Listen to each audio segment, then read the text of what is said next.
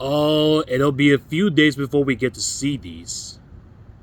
Sheesh, nobody appreciates the art of film and photography anymore. Dear Tim and Moby, who was Alice Augusta Ball? From Paul. Good question. Alice Augusta Ball was a chemist who developed an early treatment for leprosy, a disease that caused the skin to change color, grow lumps, and tear. And it also caused numbness, which meant if people got injured, they might not be able to know something. And these injuries could get so infected that they'd be losing fingers and toes. In the early 1900s, when Alice was doing her own research, leprosy destroyed people's lives. But it wasn't the illness itself that was so destructive, it was a stigma or rejection by society. For centuries, leprosy was thought to be a curse from God. Many societies saw it as punishment for sin or bad behavior. They thought that the people with leprosy were just even getting what they deserved. So it was nearly impossible for them to get the care that they needed. And around the world, they were banished to isolated villages for leprosy patients. By the time Alice Augusta Ball was starting her own career, the world had basically given up on a cure. But when a doctor asked for Alice to help with creating for a better treatment, she stepped up. Alice Augusta Ball was born in 1892 in Seattle, Washington. Her family was full of photographers, but back then, chemistry was part of the job. And Alice started capture detailed images, and she saw them using sustains like iodine and mercury. It was a magical world introduction of the chemistry, and she was hooked. She went on to study how chemicals can be used as medicines or pharmaceuticals. She enrolled at College of Hawaii and became the first woman and the first African American to earn a master's degree there. And this was the early 1900s when women were discouraged to go for the college. And most of America was racially segregated.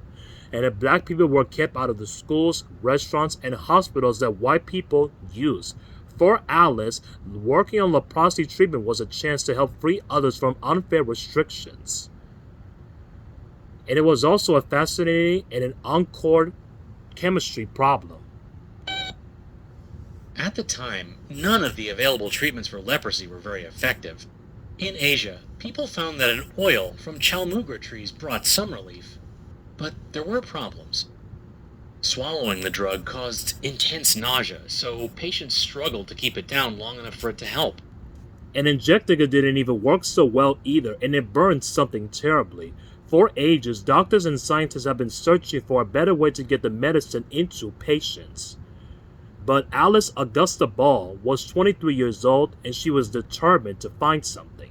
The problem with chalmugra oil, it is well an oil. And the human body is mostly made with water, which doesn't even mix with an oil. And if chalmugra could be dissolved in water, it'll work much better.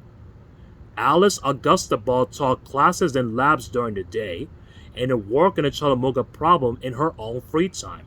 She focused on improving its sociability or ability but to be dissolved. But to do that, she had to get rid of the part of the chemical that keeps water away, and replace it with a new part would attract water instead. And after tireless of a month of experimentation, she succeeded. Doctors began giving injections prepared to using Alice's method. For the first time, many leprosy patients were into remission, and all the signs of disease disappeared. Instead of banished, they were able to go home thanks to Alice's work. Yet tragically, Alice Augusta Ball never got to see that. Before her death in 1916 of a long illness shortly after her own big discovery, she was 24 years old. but her work continued to grow her countless people around the world, and it remained the most effective leprosy treatment for decades. In Thailand, and it helped so many that the king gave Chalamonga tree to the College of Hawaii as a thank you. Seven scientists keep on studying leprosy, and today it's curable. And to help the stigma, it has been renamed Hansen's disease after the scientists discovered for its own cause. Hey, could you... Hey, could you hold that sandwich up a little bit more? This'll be a good one. This would be a good one, alright.